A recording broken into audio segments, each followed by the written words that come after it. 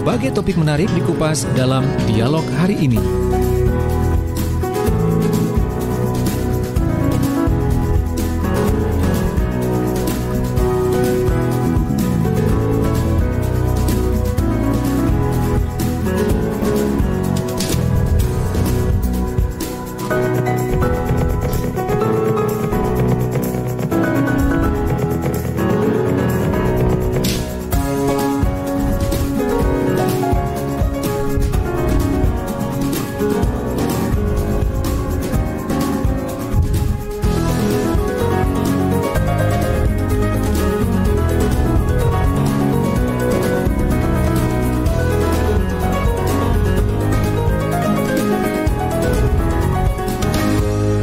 Assalamualaikum warahmatullahi wabarakatuh. Selamat pagi sahabat Suara Sidoarjo. Pagi hari ini cuaca cerah ya untuk kawasan Sidoarjo. Mudah-mudahan cuaca cerah ini semakin mendukung untuk Anda berkarya, menghasilkan sesuatu yang positif, sesuatu yang bermanfaat bagi semua orang. Dan pagi hari ini 1 Juli bertepatan dengan hari Kamis 2021, saya Ilham Dianta yang menemani Anda. Aktivitas pagi hari Anda diawali dengan yang positif-positif ya, dengan kebahagiaan, tentunya diharapkan bisa membawa aura positif juga kepada orang lain. Ya, pagi hari ini seperti biasanya setiap hari Kamis Anda bisa menyimak obrolan yang tentunya banyak mengandung pesan-pesan moral yang positif ya, inspiratif juga, yaitu Business Talk. Nanti akan 1 jam ini akan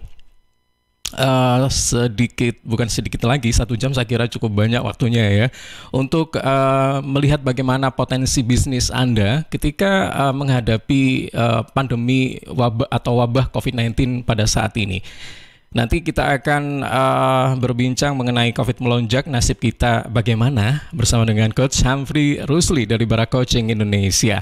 Dan perlu saya informasikan juga ini sahabat Suara Sidoarjo bahwa untuk menyikapi ya di masa pandemi bagaimana mengusahakan bisnis kita agar tetap bertahan, ini yang di masa sulit ya. Kemudian bagaimana kita memulai, nah kemudian bagaimana kita memulihkan. Jadi ada 3 poin yang nanti akan kita bahas di antaranya. Mudah-mudahan ini nanti juga dijelaskan oleh Coach Humphrey ya. Jadi bagaimana kita memulai bisnis pada saat masa pandemi bagi para startup. Kemudian bagaimana kita mempertahankan bisnis kita di masa pandemi karena sangat sulit sekali. Ada beberapa dalam arti bisnis yang bisa terdampak positif dan negatif begitu ya. Dan juga bagaimana kita memulihkan kondisi bisnis kita di tengah pandemi COVID pada saat ini. Nah, kalau memulihkan itu berarti kita sudah melewati beberapa fase dan kemudian sudah merasakan jungkir balik mungkin ya. Karena kita memulihkan begitu. Dan ini sangat sulit ya. Ya semua saya kira ada kesulitan masing-masing ya, di mana kita akan memulai, kemudian juga bagaimana kita mempertahankan dan bagaimana kita memulihkan. Nah, saat ini kita sudah tersambung dengan Coach Humphrey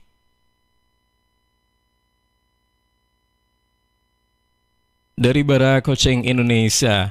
Halo, selamat pagi Coach Humphrey. Pagi Mas. Oke. Wah, ini pertama kali ketemu ya? Iya betul, pertama kali bertemu dan saya sangat senang sekali berbicara pagi hari ini dengan Coach Humphrey. Saya biasanya tahu namanya saja, tapi saat ini sudah langsung bertemu langsung meskipun via Zoom ya. Iya. Oke, bagaimana kabarnya pagi hari ini Coach? Baik Mas, ini manggilnya Mas Hilman atau Mas Dianta nih? Saya Ilham Dianta. Ilham, sorry. Iya, Ilham. betul. Panggilnya gimana? Mas Ilham betul? Iya, betul. Oh, Oke. Gini Coach, pagi hari ini kita akan, saya agak tergerak juga dengan sedikit teaser yang sudah disampaikan, yaitu sedikit lega dan bisa bergerak, kini datang lagi dan langsung melonjak. Bagaimana dengan bisnis kita, haruskah diam dan tak berdaya? Nah, Kalau tadi seperti yang sudah saya sampaikan pada saat opening itu kan ada tiga tipe pebisnis yang bisa terdampak gitu ya, yaitu bagaimana kita memulai, kemudian bagaimana kita mempertahankan, dan bagaimana kita memulihkan bisnis kita gitu.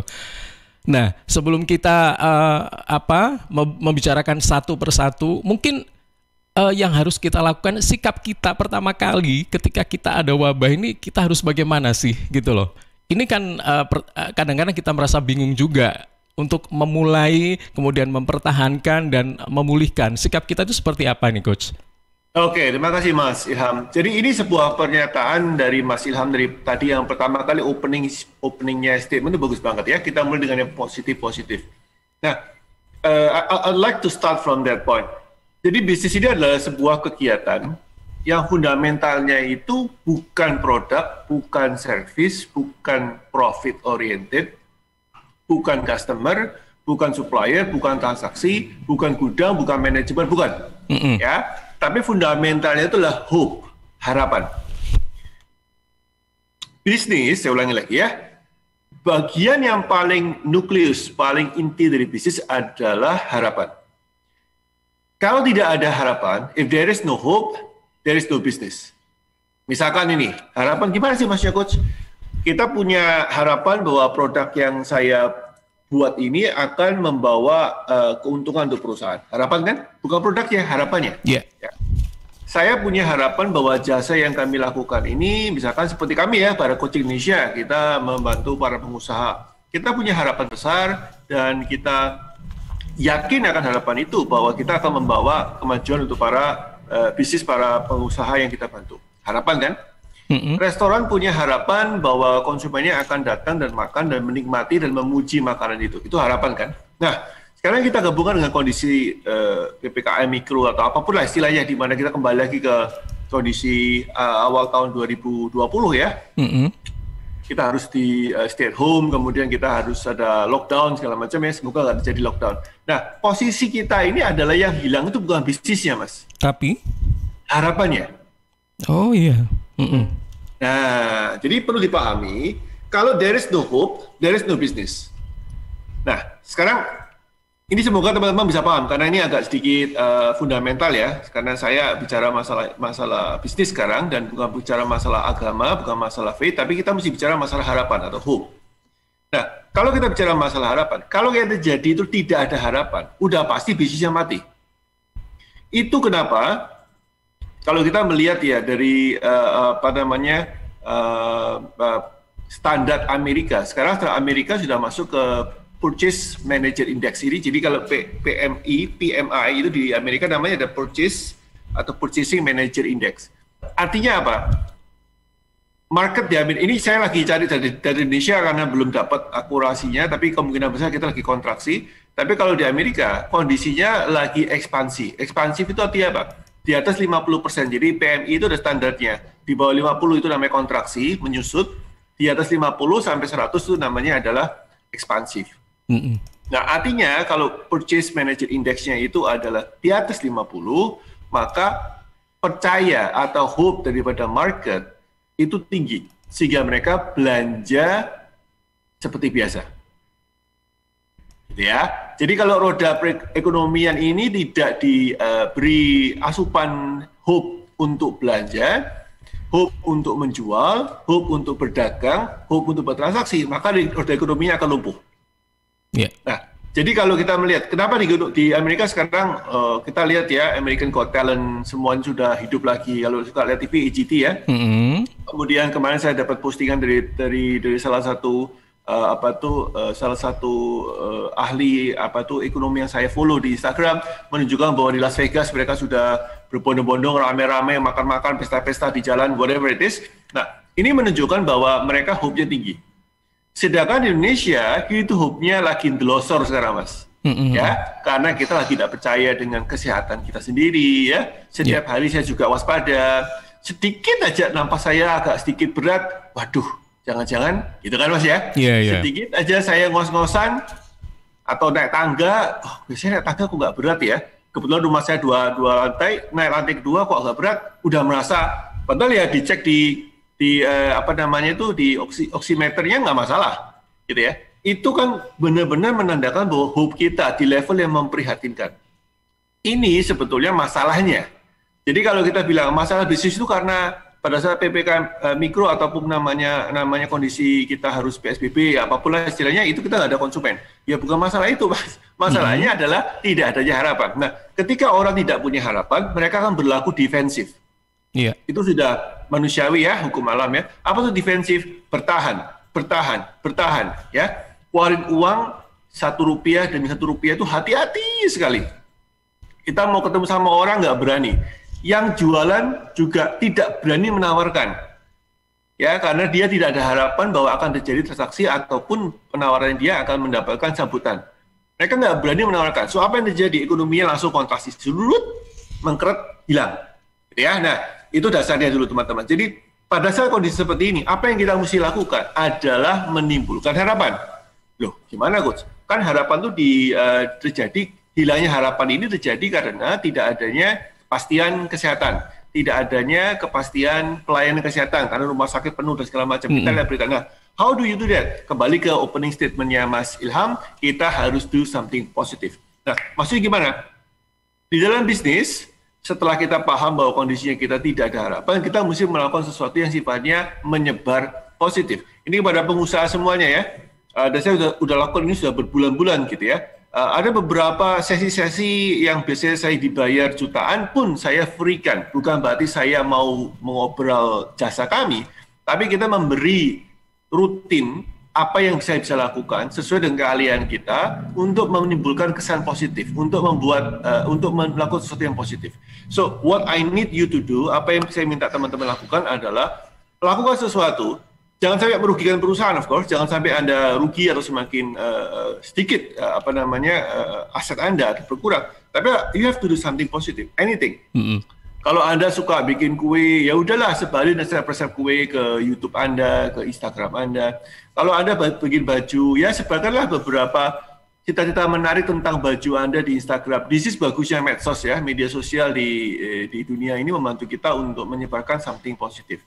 Ya, kita sebarkan sesuatu yang positif. In any business pasti ada alasan untuk kita melakukan sesuatu yang positif. Nah, apa itu positif? Positif adalah memberikan value tambah atau nilai tambah atau value ke orang yang menerima. Itu positif.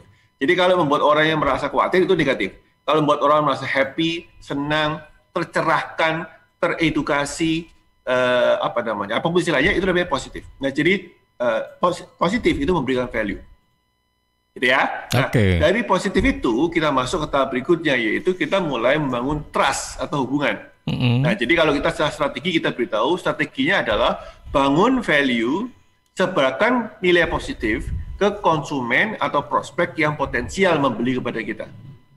Ya, jadi kalau bisnis kembali lagi dong, tentunya hitung-hitungan nih, ya. Saya memberikan value ke siapa nih? Ke target market saya atau ke non-target market? Tentu ke target market saya. Kita bangun trust, kita bangun value, kita bangun kedekatan, kita bangun nilai-nilai yang bisa saling percaya. Oh, orang ini masuk akal nih, orang ini bantu saya nih, orang ini bantu, masa saya nggak beli sesuatu dari dia. Nah, itu gambaran singkatnya. Jadi kalau selama 4 jam awal saya boleh sharingkan, yang saya simpulkan adalah satu, adalah kita harus tahu masalah bisnis itu bukan masalah produk kita jelek, harga kita kemahalan, daya beli konsumen jatuh, tidak. Ada memang pengaruhnya, tapi yang paling besar pengaruhnya adalah there is no hope, tidak ada harapan.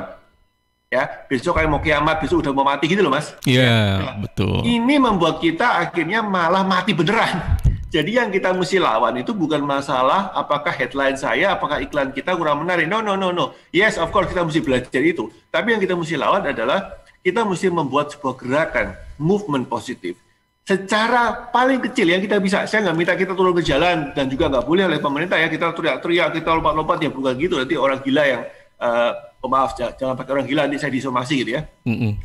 Orang dengan gangguan jiwa gitu ya, kita nanti dianggap sebagai ODGJ. No, the point adalah we have to do something within our expertise, within our specialty yang kita bisa lakukan untuk konsumen. Ya, jadi pertama, stay positif. Coach Syamfri, saya mencatat ada 3 item yang harus diperhatikan, yaitu menumbuhkan harapan, hope, kemudian doing something positif, dan juga membangun trust atau rasa kepercayaan ya. Ya. Menurut Coach Samri sendiri, sebenarnya dalam membangun bisnis itu sebenarnya kan banyak sekali kendala-kendala sebenarnya. Cuman karena saat ini 2 tahun ke belakang, sejak tahun 2019 ya, 2020 hingga sekarang, itu kita secara masif kena dampak pandemi COVID-19. Nah, saya ingin tahu juga nih, seberapa parah sih dampak COVID-19 ini terhadap bisnis begitu? Karena ini kan juga tidak dirasakan oleh orang Indonesia saja, tapi seluruh dunia begitu. Dan ini ternyata juga tidak berdampak selalu negatif. Ada beberapa sektor yang menguntungkan juga, misalnya sektor kayak bisnis internet ya, mungkin sekarang juga lagi ada di atas angin begitu. Kemudian ternyata orang yang banyak bekerja di rumah juga itu sangat membutuhkan jasa internet dan jasa interior. Karena mungkin kebanyakan kerja di rumah sehingga karena akan dilihat begitu. Mungkin mereka komunikasi sering pakai Zoom dan sebagainya sehingga butuh jasa interior ruangan agar kelihatan lebih cantik. Dan juga bisnis tanaman hias. Itu yang mungkin terdampak yang sangat menguntungkan begitu. Tapi banyak bisnis yang juga saya kira banyak ruginya juga banyak gitu loh. Nah, kira-kira menurut Coach Samri sendiri, ini dampaknya seperti apa sih jika dibanding dengan kendala-kendala lainnya begitu selama ini? Ya, Mas Ilham, thank you untuk pertanyaannya. Very good question ya. Secara statistik tentu karena saya bukan orang statistik, itu bisa dilihat di Google ya. Masukkan keyword aja gitu ya, dampak ekonomi negatif terhadap dampak COVID terhadap ekonomi Indonesia. Itu ada ahli yang men-sharingkan. Biarkan para ahli yang di-sharingkan. The point adalah, of course, ada bisnis-bisnis yang diuntungkan, bisnis rumah sakit, bisnis supermarket, ya, bisnis rumah makan yang online, terutama yang sudah online, yang sudah ada pengantar secara daring ya di rumah bisa dipesan, itu semua diuntungkan. Yes, yang katanya Mas Ilham itu ada internet ya, kemudian provider-provider yang berhubungan dengan entertainment, yang berhubungan dengan TV, movie segala macam itu diuntungkan. Karena kalau tidak ada hope, biasanya orang mencari nikmat, ya, orang mencari hiburan, orang sesuatu yang menyenangkan, which is okay, ya. Nah, tapi kan hanya segelintir yang menikmati COVID ini, dan mereka pun tidak berani terlalu ekspansif ya pada saat ini. Sebetulnya kalau kita lihat supermarket itu, pada saat mereka diborong oleh banyak orang, tisunya dihabisin, makanannya dihabisin, nyetok di rumah, mereka langsung berpikir untuk ekspansi. Tapi kan mereka tidak ekspansi. Jadi walaupun bisnis-bisnis itu positif, tapi mereka tidak berlaku seperti positif ketika kondisi tidak ada COVID. Bisa paham ya? Ketika tidak ada COVID, mereka mendapatkan guyuran uang, gerojokan profit segitu besar, tentu mereka akan berpikir ekspansif. Ini akan membuka lapangan tenaga kerja baru, ini akan membuka market baru, ini akan membuat hope baru, harapan baru, dan ini akan menjadi sebuah gulungan putaran ekonomi yang bagus sekali. Tapi kenyataannya apa? Uangnya dipendam, Mas. Ya, jadi internet provider, ya mereka mendapatkan banyak sekali yang abonemennya naik level lah dari yang level 1, level 2 supaya mereka dapat kuota lebih baik dan segala macam. Uangnya dikemanain? Mereka bertahan. Jadi where there is no hope, orang-orang itu akan berlaku defensif, baik yang kena apes tanda kutip dampak negatif dari COVID maupun yang kena hoki dari dampak positif COVID-19, tetap mereka berlaku defensif. Dan ini kan menjadi masalah, Mas. Yeah. Ya, jadi kalau mereka semua defensif, terus uangnya nggak muter. Padahal ekonomi dihitung dari perputaran uang. Ya, cash yang berputar, cash flow yang berputar di Indonesia ini berapa? Gitu ya, itu kan statistik ekonomi di situ. Nah, kalau kita melihat ini terjadi, maka sebetulnya sama yang saya katakan di awal, what we need to do adalah kita harus menimbulkan hope itu dengan cara berlaku positif.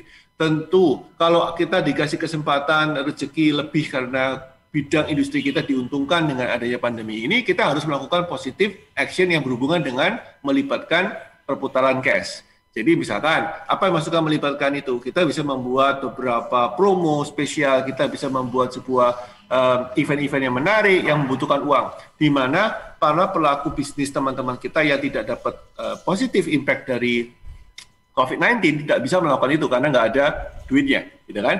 Yang punya duit punya banyak alternatif untuk melakukan positive impact, sedangkan yang tidak punya duit punya terbatas. Tapi regardless, kita harus melakukan sesuatu yang positif, sesuatu yang valuable untuk konsumen kita. Ya gitu ya. Jadi memang bersyukurlah ya. Jadi kalau coach bagaimana? Kalau saya dapat dampak positif nih, ya bersyukurlah. Bersyukur bahwa kita ini dapat sesuatu yang baik dari kondisi yang tidak menyenangkan seperti ini. Tapi tetap sama, kalau kita bersifat defensif, maka bersyukurnya itu hanya bersifat internal, tidak nyebar kemana-mana, Mas. Yeah. Ya, jadi kita hanya disimpan di bawah bantal, disimpan di bank, dipendem, belanja pun tidak berani, yang ada cuma harga emas naik. Dan harga emas naik lagi nih sekarang. Kenapa? Begitu ekonomi turun, harga emas langsung mengkoreksi naik. Ya, kenapa? Karena banyak orang akan membeli emas. Jadi sebetulnya kalau ada yang spekulan emas, suka trading emas, begitu kemarin diberlakukan kondisi darurat nasional, maka kita akan mestinya beli emas. Harusnya kan emas pasti naik, dan saya cek hari ini emasnya naik. Ya, saya lihat di saham di indeks sahamnya naik, emasnya naik. Ya. Jadi kondisi ini sangat clear sekali ya. So how do we do that sekarang? Nah, jadi ada tiga kan? Ada tiga ya. Satu yang baru buka bisnis, kedua yang sudah punya bisnis, dan yang ketiga tadi ada apa ya Mas yang bilang tadi? Sudah punya bisnis tapi mungkin dalam kondisi tidak sehat, sehingga bagaimana cara memulihkannya begitu. Ya, betul. Ya, oke. Saya akan kasih 5 hal yang namanya AARRR ya. Kemarin saya barusan share di TikTok ini ya. AARRR-nya apa ya? A, 2A, 3R. A pertama adalah akuisisi. Jadi tugas utama kita adalah mengakuisisi prospek. Bisnis tidak bisa berjalan kalau tidak terjadi prospek. So how do we do that? Prospek ini butuh good news, butuh great news, butuh exciting news. Ya, saya ulangi lagi ya. Jadi prospek itu butuh good news, berita bagus, butuh great news, berita yang luar biasa, dan butuh exciting news. Nah, tugas kita sebagai pebisnis adalah memberikan salah satu dari tiga, syukur-syukur bisa tiga-tiganya. Good news itu apa? Good news itu adalah sesuatu yang berhubungan dengan new product, new price, promo, special delivery, special service, special bla bla bla. Good news ada berhubungan dengan spesial, gitu ya. Nah, apa urusannya? Ketika kita menyebarkan sesuatu yang good news, konsumen kita, tadi akuisisi ya, akuisisi, kalau bahasa akuisisi itu bahasa Indonesianya yang lebih gampang adalah mengakuisisi itu berarti kita menarik atau menggait atau menyatakan bahwa aku ingin kamu jadi konsumen saya. Gitu ya, itu namanya akuisisi, gitu ya. Akuisisi adalah menarik, menggait, menyatakan bahwa aku ingin kamu jadi konsumen saya. Hai Bapak, hai Kakak, hai Ibu, hai Mbak, Bu, Ci, Ko, Mas, Bro, apapun namanya, saya ingin Anda jadi konsumen saya. Itu namanya akuisisi ya, mengakuisisi, mengambil ya, mengakuisisi. Nah, good news ini artinya kita memberikan sesuatu yang menarik. Kalau dulunya tidak bisa, kita usahakan, itu good news. Ya, kalau dulunya mahal, kita kasih spesial. Kalau dulunya, berarti kita banding harga, coach. No, not necessarily. Bahwa memang beberapa kita mesti turunkan harga, yes. Tapi tidak semuanya mesti kita banding. Kita bisa up value kita, kita bisa kasih service kita. Gitu ya. Okay. Nah, ini kita bisa lakukan. Jadi, prakteknya di dalam setiap bisnis, pasti ada sesuatu yang bisa dibuat good news. Jadi kalau saya latih klien-klien saya selalu bilang, cari good news di perusahaan Anda yang sebetulnya secara internal itu standar, ketika disampaikan keluar, buat orang luar, itu good news. Bisa ngerti Mas ya? Yeah. Ya. Sesuatu yang standar, yang kita anggap itu biasa, ya udah kalau kita upgrade value ya biasalah buat saya biasa. Iya kan yang jual bosen Mas. Kalau yang jual martabak, bilang martabak saya enak, itu kan nggak mungkin secara hati nurani mereka bilang enak, kemudian karena kepingin makan. Mereka bilang enak karena faktanya banyak orang bilang enak. Kenapa? Karena secara hati nurani dia bilang apa? Setiap hari saya lihat martabak, ya bosen kok, modelnya begitu-gitu aja kan. Sudah 20 tahun saya dagang martabak. Ya, maka kita melakukan good news ini untuk demi orang lain. Kita nyebarin value. Jangan kita bilang, good news apa sih? Biasa-biasa saja bisnis saya. Nah, ini selalu masalah. Bisnis itu selalu mengatakan dirinya itu biasa saja. Bahkan bisnis yang paling mewah pun, hotel. Ya, hotel paling mewah di Indonesia, di Surabaya, di sekitarnya, hotel bintang 5A, hotel bintang 5B. Ketika ditanyain, hotel kita bagus gak? Wah, bagus Pak. Tapi dalam hati dia bilang apa? Ya udah kerja 20 tahun, biasa aja Mas. Biasa aja bro. Nah, ini yang tidak boleh guys. Jadi kalau Anda melihat diri Anda itu sebagai orang yang biasa karena Anda sudah bosan dengan apa yang Anda lakukan, stop it. Stop it. This is very bad. Ya, so Anda mesti melihat dari kacamata konsumen. Sebetulnya apa yang konsumen suka dengan produk saya? Apa yang konsumen suka dengan jasa kami? Apa yang konsumen hargai? Apa yang mereka appreciate? Sehingga mereka merasa, wow, ketika saya melakukan sesuatu ini. Nah, temukan dulu itu. rinci di atas kertas. Ya, rinci di atas kertas. Ini salah satu air minum dalam kemasan legendaris di Indonesia ya, yang depannya A. Masih tahu semua yang merek apa itu ya, AMDK dengan logo A warnanya biru. Dia bilang apa? Dia melakukan penyaringan 17 kali. Sesuatu yang rutin buat industri AMDK, bahwa air dari pegunungan itu melalui proses penyaringan 17 kali. Tapi karena dia melakukan ini sudah sering, maka dia menganggap itu biasa. Sampai seorang marketing di dalam perusahaan itu mengatakan, no, ini biasa untuk kita, tapi luar biasa untuk konsumen kita. Oke, Coach. Dibuatlah iklan gitu kan, kami melakukan 17 kali penyaringan. Ya, akhirnya, wow, orang bilang, pantesan lu bersih, hebat banget ya. Itulah yang kita bilang namanya good news. Oke, Coach, sebelum kita lanjutkan ke 4R berikutnya, tadi kan baru 1R akuisisi ya. 1A. 1A ya. Akuisisi ya. Ada 5A berarti ini nanti ya. No. 2A 3R. Oke.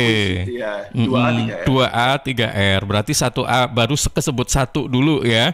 Nah, ini sebelum kita lanjutkan dan sebelum kita nanti bicarakan soal target dan sebagainya, kita istirahat sejenak dulu, Coach ya. Oke, siap. Istirahat sejenak untuk menyimak beberapa pesan berikut ini. Lihat nih Jeng, Cheers punya kemasan baru 230 ml. Wah, imut ya? Iya dong Jeng, bentuknya yang kecil dan seksi, gampang banget dibawa kemanapun dan kapanpun. Wah iya, bisa muat nih di tas tangan, taruh di kotak makan si adek, dan gampang juga ya dibawa pas jogging. Bener, dan di musim virus kayak gini, kita juga harus rutin minum air putih Jeng. Cheers Alkaline ini punya kandungan pH yang tinggi sampai 8,5. Jadi daya tahan tubuh kita lebih terjaga dan melindungi kita dari virus sampai resiko kanker. Nah, buat konsumsi di rumah atau di kantor, ada kemasan galon juga Jeng, yang 20 liter. Untuk pemesanan area Surabaya, hubungi kami di telepon 0807 124 3377 atau WhatsApp ke 0877 77 24 3377. Bagi Anda yang ingin bergabung menjadi partner Cheers, bisa hubungi 031 84 95 888. Anda di rumah aja ya, biar kami yang ngantar. Cheers Alkaline Power 230 ml, seksi, healthy, easy. Untuk wilayah Sidoarjo dan sekitarnya, bisa menghubungi Depo Candi di 0821 4225 6646, 0821 4225 6646.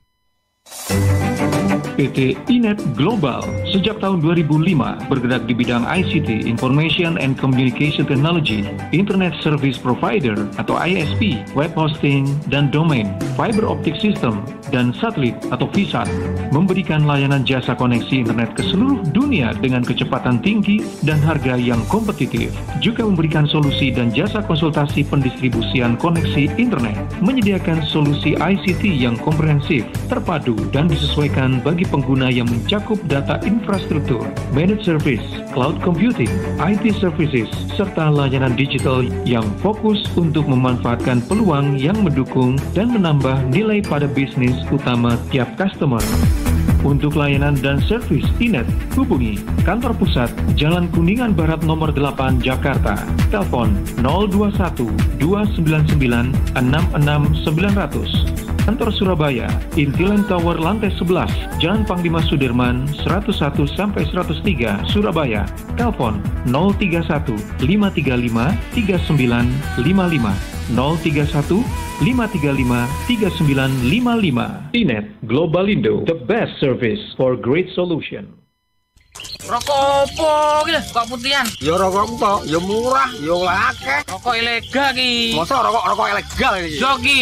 Lah awakmu kok roh nek iki rokok ilegal? Rokok ilegal iki gak nek pita cukene. Samen paling roe bandro kuwi lho. Rokok iki kudu enek merek karo nama perusahaane sing terdaftar ndek bea cukai. Lokasi pembuatane ndek kene ya gak enek. Terus ndek kene rokok ilegal iki gak enek gambar karo peringatane teko pemerintah. Berarti rokok ilegal gak resmi no? Aduh ya mesti to Lemul. Rokok ilegal merugikan negara. Mergo ora mbayar cukai sing digembangun negara. Walah tutu, sepenting wong-wong gak roh. Loh, gak iso le iki. Makane to le tuku sing pasti-pasti ae. Aja ngawur. Laporkan peredaran rokok ilegal ke kantor Bea Cukai terdekat atau hubungi nomor 1.500 225 1.500 225. Iklan layanan masyarakat ini dipersembahkan Bea Cukai Sidoarjo. Ayo, ngewangi Bea Cukai, berantas rokok ilegal. Bea Cukai Sidoarjo, fokus mengawasi, tulus melayani. Suara Sidoarjo, lembaga penyiaran publik lokal pemerintah Kabupaten Sidoarjo. Ya, sahabat, seiring bertambahnya usia, tubuh mulai bersifat asam atau asid sehingga mudah terserang penyakit. Segera perbaiki pola makan Anda dan perbanyak asupan alkalin seperti sayur, buah, dan Cheers Alkalin Powered. Cheers Alkalin, air minum kesehatan dengan pH tinggi yakni 8,5 yang setara dengan sayur dan buah dan punya 6 manfaat yakni meningkatkan metabolisme dan daya tahan tubuh terhadap virus, menjadi antioksidan alami pencegah kanker, menjaga kekuatan tulang dan gigi, membantu penyerapan mineral lebih efektif, membantu hati dan ginjal membuang racun dari tubuh, serta mencegah sakit mah. Nah, untuk informasi lengkap Cheers, Anda bisa hubungi Sutrisno di 0821 4225 6646. Sekali lagi ke Sutrisno 0821 4225 6646. Cheers, healthy drinking water.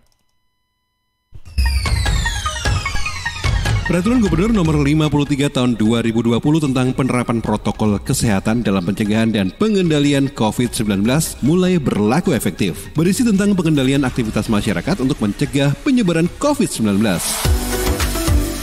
Ini berlaku untuk setiap orang, setiap pelaku usaha, sampai pengelola, penyelenggara, dan penanggung jawab tempat dan fasilitas umum. Menurut Beni Sampirwanto, Kepala Dinas Kominfo Jawa Timur, implementasinya pada pembatasan kegiatan masyarakat di tempat publik, pembatasan jam kegiatan masyarakat termasuk kegiatan usaha, penutupan ruas jalan, sampai isolasi skala RT, RW, dusun, sampai desa atau kelurahan. Sanksi juga disiapkan untuk para pelanggar, mulai dari teguran lisan, menyita KTP, kerja sosial, sampai denda. Bahkan untuk pelaku usaha, jika tetap bandel, terancam pencabutan izin usaha. Apabila sebuah usaha tetap bandel, maka pada tindakan berikutnya Satpol PP bisa melakukan penalti 2 kali dari yang pertama tadi. Mikro menjadi 1 juta, kecil menjadi 2 juta, menengah menjadi 10 juta, dan usaha besar menjadi 50 juta. Apabila pelaku usaha tadi masih bandel, maka Satpol PP akan merekomendasikan kepada pejabat berwenang untuk mencabut izin usahanya. Pemerintah Provinsi Jawa Timur berharap masyarakat patuh pada protokol kesehatan supaya penyebaran COVID-19 bisa terkendali. Caranya, lakukan 3M sehari-hari, memakai masker, mencuci tangan pakai sabun dengan air mengalir sesering mungkin, dan menjaga jarak minimal 1 meter.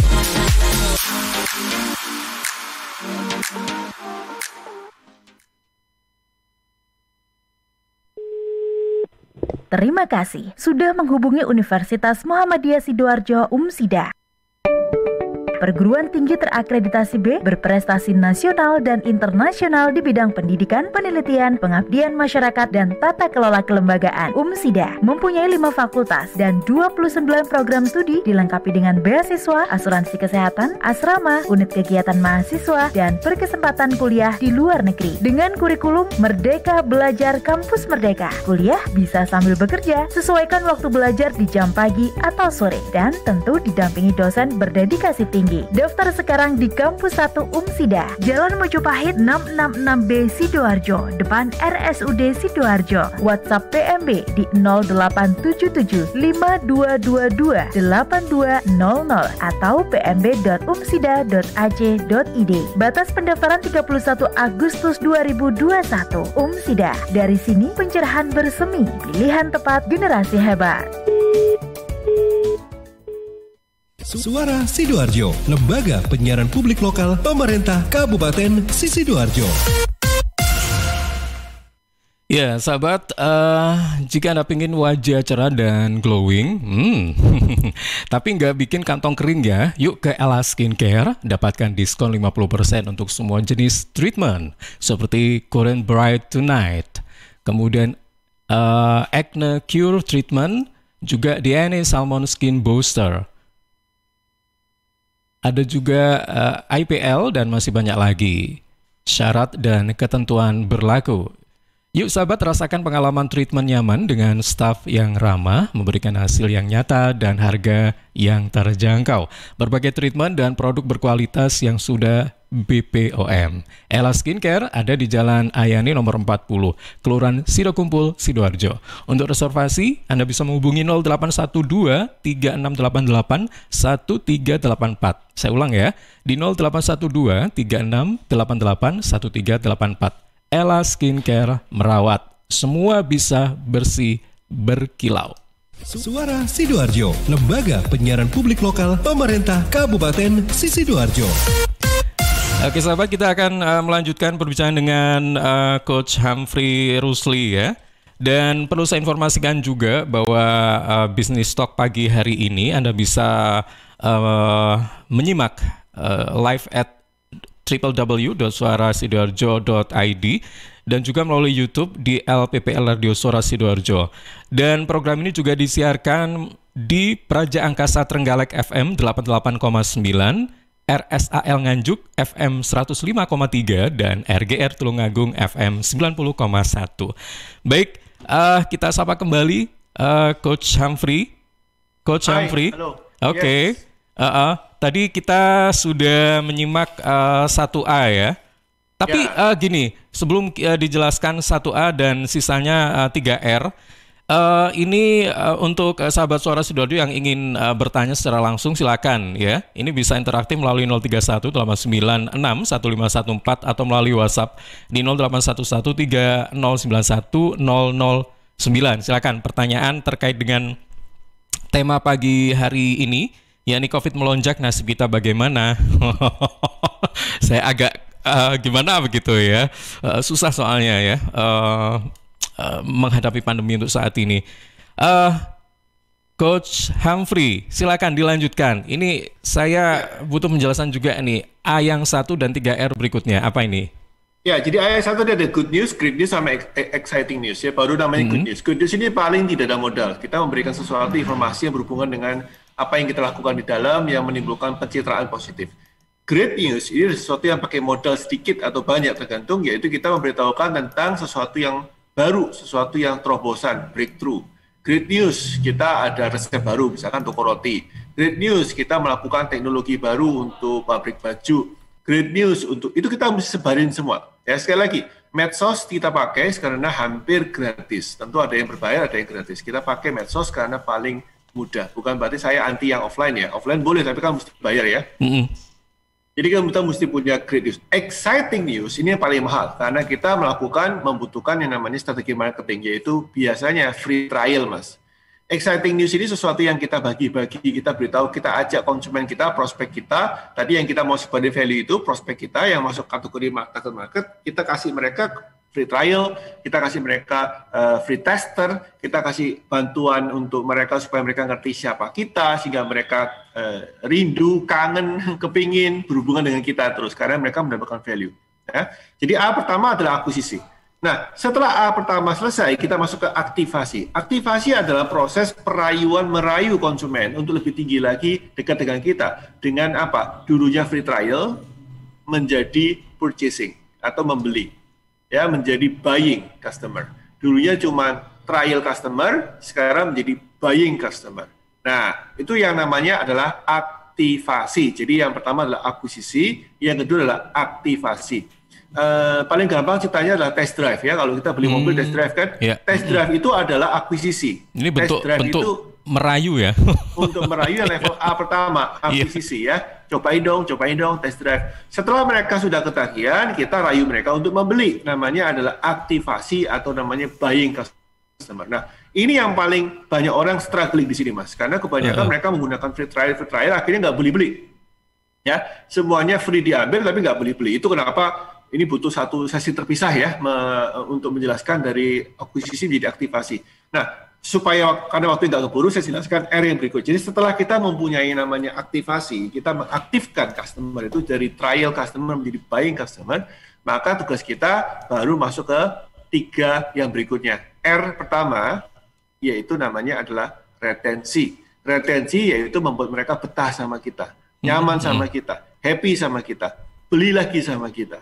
Nah, hope-nya harus dipertahankan. Ingat kembali lagi bahwa setengah jam yang lalu saya katakan, the foundation of a business adalah hope atau harapan.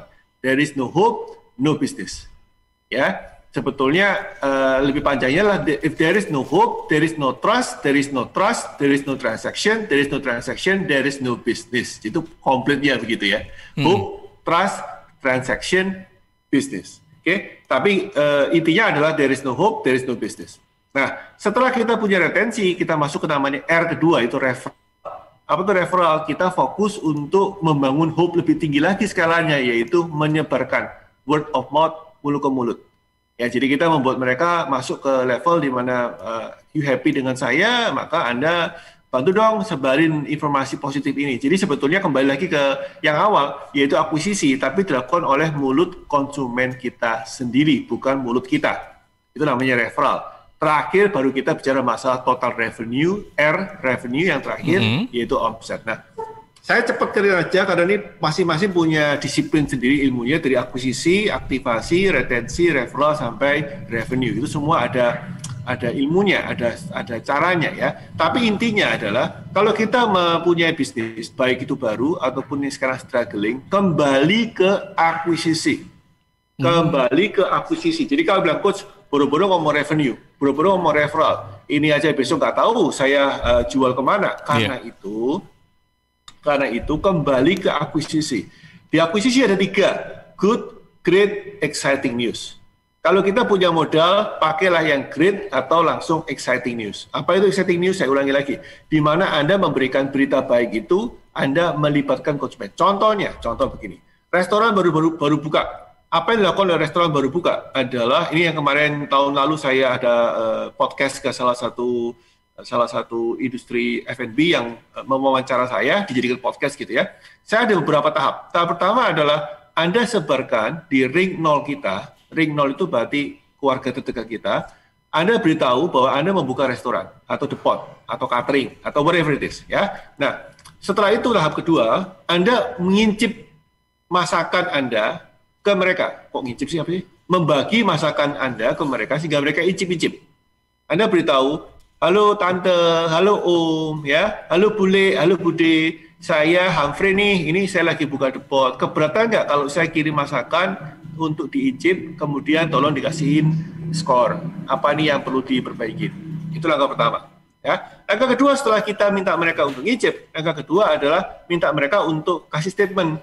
Minta tolong dibantu kalau misalkan ada sesuatu yang baik, bisa tolong di-sharekan ke teman-temannya tante atau om. Ya, ini baru buka, kan butuh banyak informasi, banyak. Jadi kita beritahu apa adanya. Itu namanya adalah mengakuisisi.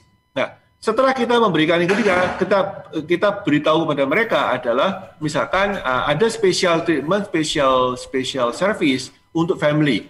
Setiap hari apa kita akan buka menu khusus untuk family. Ya, setiap hari apa kita akan kasih tambahan ekstra untuk family, hanya untuk family. Ya, jadi misalkan tante, om, saudara, ipar, kakak, orang tua, bla bla bla. Orang tua pasti di rumah kita kasih, atau kalau beda rumah kita beritahu juga untuk family. Ya, nah ini tidak harus berbayar, tapi sebaiknya berbayar. Kenapa? Karena banyak orang menyalahgunakan family ini untuk sungkan, nggak berani nagih. Yang family-nya juga nggak tahu diri, nggak mau bayar. Ini masalah ya. Kita bilang untuk family ada special price, special value, special apa. Jika berkenan kita libatkan. Jadi akhirnya muter, ya, rutin mereka membeli. Nah, ini adalah sesuatu yang baik untuk bisnis. Kenapa? Karena memunculkan hope baru. Oh, ternyata produk saya laku. Ternyata konsumen saya mau beli, walaupun konsumen internal kita. Next, kita masuk ke ring 1. Ring 1 itu teman-teman kita, Mas Ilham. Yeah. Teman SMA, teman kuliah, teman SMP. Yang dekat-dekat dulu ya. Betul. Ring 0 itu keluarga, ring 1 itu teman-teman kita. Teman kantor, kita beritahu, kita ada khusus, tolong dong, tester kita kasih, mau nggak dikirim. Ada yang mau, ada yang nggak, whatever. It doesn't matter. Kita kirim kepada mereka. Ini akan menimbulkan hope lagi. Jadi kalau Anda punya bisnis, coach, tapi itu kan butuh modal. Yes, tapi yang namanya bisnis sebelum pandemi pun untuk iklan butuh modal. You know, mana ada iklan gratisan? Ya, mana ada iklan di Suara Sidoarjo kita gratis? Kan tidak mungkin, Mas. Ya, jadi yang namanya butuh modal itu dari sebelum pandemi sampai kondisi sekarang juga butuh modal, nggak ada masalah itu. Ya, yang pasti adalah, yang harus dipastikan adalah uang yang kita keluarkan untuk iklan itu harus berimbas positif ke kita punya uang pendapatan kita. Harus dong. Nah, kita hitung. Ya, again, ini ilmunya beda lagi, ilmunya lebih dalam lagi ya. Saya nggak mau masuk ke sana, jadi kepanjangan itu hitungannya. The point adalah kita membuat sebuah gerakan, movement yang menebar positif, menyebarkan rasa wow, menebarkan informasi yang membuat, oh, jenengan ini jualan makanan tuh sekarang. Nggih, Bu, saya jualan makanan. Oh iya. Boleh mau bantu saya, mau ngincip-ngincip. Ya, kalau nggak cocok bilang aja, nggak cocok nggak apa-apa, tak kirim lagi yang lain gitu ya, sampai mereka bisa happy atau sungkan atau whatever. And then they help you. Nah, guys, ini contoh paling gampang yang saya pernah direkam di podcast tahun lalu, bulan Agustus 2020. Dan membuat mereka sadar ya di kelompok F&B, teman-teman pengusaha F&B itu bahwa untuk memulai bisnis, untuk membuat gerakan, namanya akuisisi itu tentu setiap industri beda-beda. Yang namanya akuisisi itu tidak boleh dibiarkan mengalir. Ya udahlah, kalau saya buka toko, buka lapak, ya kalau ada orang yang datang ya syukur-syukurlah, puji Tuhan, alhamdulillah itu rezeki dari Tuhan. Ya betul, orang datang kita nggak rezeki, tapi kalau menunggu mereka datang kondisi pandemi ini, orang yang tekan Mas Ilham, ya, nggak ada yang datang, maka kita harus bergerak menyambut bola. Oke. Jadi Coach Hamfri, mohon saya potong sebentar. Ini ada beberapa pertanyaan yang sudah masuk ya. Sayang sekali kalau dilewatkan karena ini pertanyaan. Jadi kita harus merespon, kita harus responsif begitu ya. Siap. Saya coba ke redaksi, ada Hansa, silakan. Ya, ini sudah ada yang masuk dari redaksi, dari Mbak Farah di Lingkar Timur. Kan ini investasi emas lagi naik ya Coach. Nah, saya selama ini kan kelola distro karena sepi. Jadi coba ikut invest seperti itu. Adakah tips agar invest yang terpercaya itu seperti apa? Tips yang? Invest yang terpercaya. Oke, invest yang terpercaya. Itu seperti apa? Jadi tadi kan invest emas ya. Nah, apakah emas saat ini masih jadi favorit begitu? Satu saja. Iya. Oke, satu saja. Terima kasih Hanza. Tadi ada Ibu Farah, investasi yang apa tadi Farah? Yang terpercaya. Yang terpercaya itu seperti apa? Coach Hamfri silakan. Kemudian ada beberapa lagi. Sebentar Coach disambung ya. Dari Pak Agus ini menanyakan, belakangan ini kita mendengar angka positif COVID terus meningkat ya. Dengan adanya kasus ini maka kembalilah peraturan PPKM Mikro. Nah, ini yang harus dilakukan agar tetap mencapai target itu apa? Oke. Kemudian satu lagi, apa yang harus difokuskan agar bisnis tetap berjalan normal walau ada PPKM Mikro? Oke. Dua dulu, Coach, silakan dijawab. Ya, untuk yang emas, of course, karena ini saya tidak punya kompetensi di bidang ini, trading emas, ya, karena saya bukan trader. Ya, saya tahu ini karena secara indikator, secara umum, ketika ekonomi lagi turun, harga emas pasti naik. Sekarang pertanyaannya adalah, apakah ekonomi kita sebegitu turunnya sehingga emas akan naik tinggi? Gitu ya. Jadi untuk Ibu tadi yang menanyakan, saran saya, Anda pelajarin dulu ilmu tentang trading, tentang gold investing, itu ada beberapa ahli yang menjelaskan. Ya, of course bukan saya ahlinya, jadi saya nggak bisa jawab. Hanya itu adalah indikator ekonomi ya. Secara umum itu akan terjadi. Ya, sama dengan tingkat suku bunga, itu ada ilmunya semua. Ya, jadi bisa dilihat. Kalau mau dapat informasi yang terpercaya, bisa cek di Google, bisa cek di banyak badan-badan investasi untuk menjelaskan apakah invest emas is the good time. Atau Anda pelajarin sendiri ya grafiknya, Anda belajar tentang trendingnya, Anda belajar tentang candlesticknya. Kalau Anda mau pelajari itu juga ada banyak ahli yang menjelaskan. Ya silakan dicari Bu. Semoga menjawab. Yang kedua, tadi yang pertanyaan berikutnya apa Mas?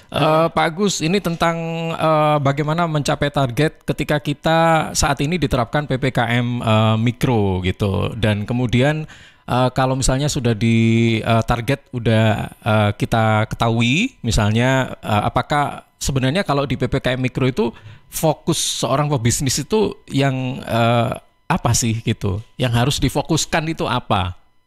Ya. Kita dapat pelajaran bagus dari first wave ya. Kita masuk ke second wave. Second wave ini gelombang kedua COVID. First wave adalah 2020, ya 2020 bulan Maret itu sampai kemudian akhir 2020 itu Desember itu namanya first wave, di mana setelah bulan Januari terkesan tanda kutip seperti normal, ya. Kemudian kita masuk lagi second wave gelombang kedua yaitu bulan Juni kemarin. Sekarang bulan Juli kan, bulan Juni kemarin muncul parah-parahnya karena variasi dari India masuk. Nah intinya adalah pelajaran dari yang first wave itu harus kita pakai, Pak. Nih kita punya targetnya mencapai sekian unit, katakanlah 1.000 unit satu bulan, atau sekian juta atau sekian miliar. Dalam mencapai target, tentu kita harus melakukan sesuatu yang namanya tindakan, yaitu key performance indicator dari tindakan kita. Misalkan kita harus visit berapa kali, kita harus call, kita harus presentasi, kita harus Zoom, kita harus open house, kita harus penawaran, kita harus tender, kita harus presentasi, kita harus nego berapa kali. Coach, untuk mencapai target saya harus melakukan penawaran, memberikan penawaran minimal 25 kali dalam sebulan. Kemudian saya harus presentasi minimal 13 kali dalam sebulan. Saya harus memberikan free trial minimal 12 kali dalam sebulan. Kemudian kita harus nego minimal 3 kali dalam sebulan. Find your numbers. Temukan dulu angka-angka itu. Dan ini sulit sekali ya. Banyak orang tidak terbiasa menemukan angka.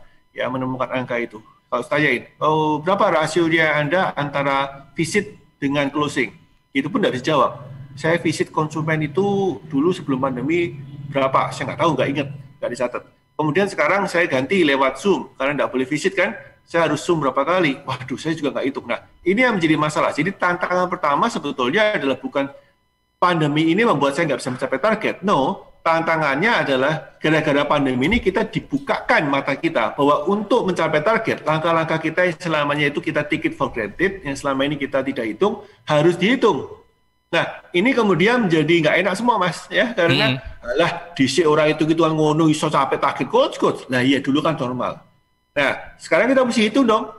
Pertama, nggak cuma ngitung. Yang kedua, kita mesti ubah caranya. Kalau dulu tidak bisa, kalau dulu bisa presentasi langsung, kita harus melalui Zoom, kita harus melalui media sosial. Jadi harus ada ilmu baru yang kita ambil.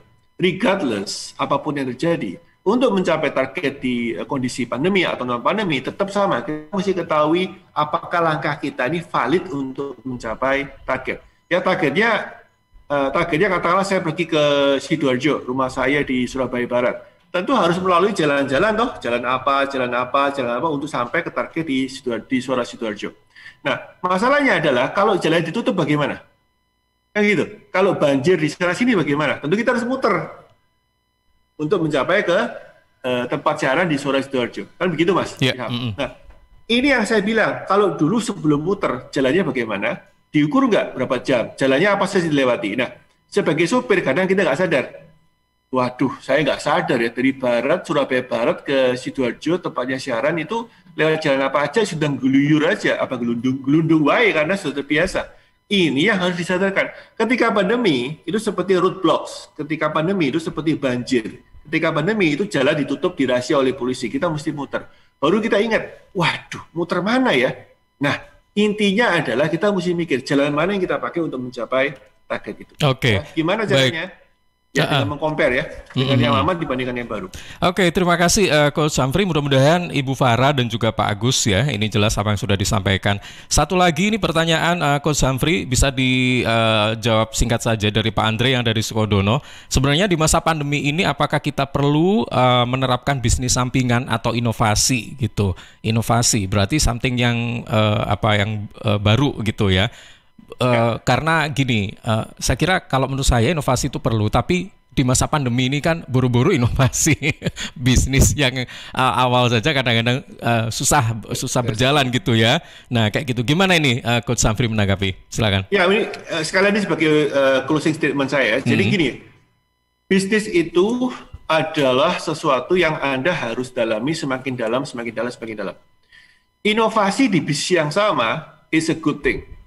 Ya, inovasi di bisnis yang berbeda itu distraction. Nah, karena ini memancing pro and kontra, karena saya nggak bilang ini pasti betul, banyak bisnis juga survive karena kita sampingan. Maka rule of thumb-nya adalah seperti ini. Kalau Anda kepepet banget tidak ada penghasilan, maka apapun Anda jual. Ya, kalau kepepet tidak ada penghasilan, apapun Anda lakukan. Mau itu pengusaha pabrik manufaktur kemudian banting setir jadi pengusaha gado-gado, monggo ya. Tapi kalau itu benar-benar kepepet, kalau belum kepepet, berinovasilah di core bisnis teman-teman. Jangan terlalu lompat-lompat ke tempat lain, karena tidak bisa kita menjadi master, tidak bisa kita menjadi benar-benar memberikan good, great, exciting news kalau kita tidak fokus ke satu titik. Ya, mana bisa orang spesialis martabak tiba-tiba jualan jasa tambal ban? Kan nggak bisa, Mas. Kan bingung kan gitu ya. Waduh, gimana? Tapi kalau kepepet bagaimana? Again, tidak ada jawaban yang sempurna. Pasti ada kondisi yang sangat ekstrim sehingga memungkinkan Anda atau dipaksa Anda untuk deviasi, untuk berbelok dari core bisnis Anda. So, bukalah tambal ban atau bukalah keliling. Nah, kalau memang Anda bilang, enggak kok bisnis yang lama udah mau saya tutup lah, saya nggak mau itu. Oke, sekalian kita move on. Kita cut off bisnis lama, kita move on, kita terjun ke industri baru. Ya, jadi ini pertanyaan paling sulit karena tidak tahu medannya. Setiap bisnis beda-beda, setiap pertanyaan yang masuk ke saya harus saya telisik dulu apakah yang tanya ini sudah benar dalam kondisi yang bahaya apa tidak. Oke. Rule of thumb-nya adalah jangan nyempal, fokus, setia ke bisnis Anda. Kalau kepepet boleh sambilan. Kalau sangat tidak memungkinkan, kill your business, kita move on. Tapi ingat, rule of thumb-nya adalah gambarannya 80% bisnis sukses kalau Anda setia dan mendalami bisnis itu. Oh iya, Coach, dengar-dengar nanti tanggal 6 sampai 7 ada acara, betul? Oh iya, betul. Kita ada acara ya. Jadi ada namanya e-workshop. Waduh. Apa tuh e-workshop ya? Jadi sebetulnya, wah ini bagus banget nih. Jadi teman-teman gini aja deh, supaya saya nggak ngecap di sini, Anda bisa telepon dulu nih. Anda telepon dulu ke 031 739 063 kali. 031 739 063 kali. Ada Surabaya ya, itu silakan Anda cek, Anda telepon, Anda tanya-tanya dulu, apa tuh untuk namanya e-workshop. Dari tanggal 6 sampai tanggal 7 kita akan adakan. 6-7 Juli ini berarti hari Senin ya, sekarang kan tanggal 1 ya? Tanggal 1 hari Kamis, tanggal Rabu. Selasa Rabu. Ya, betul, Selasa Rabu. Ya, silakan dimanfaatkan, telepon dulu, tanya dulu, semoga workshop ini juga bisa membantu teman-teman bisa keluar dari kondisi yang tidak menyenangkan ini. Nah, oke, baik. Oke, Coach Humphrey Rusli, terima kasih apa yang sudah disampaikan. Mudah-mudahan ini menjadi inspirasi buat semuanya dan masukan untuk para pebisnis dan juga startup di wilayah Sidoarjo khususnya. Selamat pagi dan selamat melanjutkan aktivitas. Terima kasih, sukses untuk semuanya. Oke.